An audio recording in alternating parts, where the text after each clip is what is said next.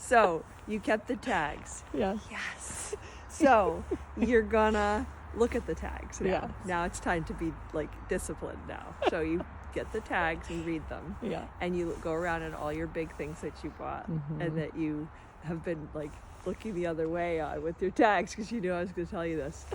Your umbrella pine, which looks so cute right now, and it's like 2 feet tall and it's shoved over there in the corner.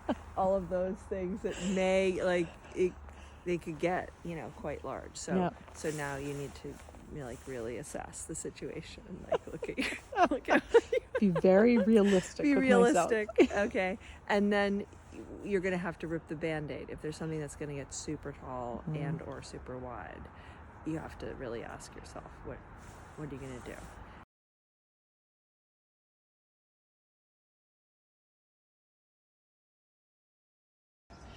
This is an American Redbud.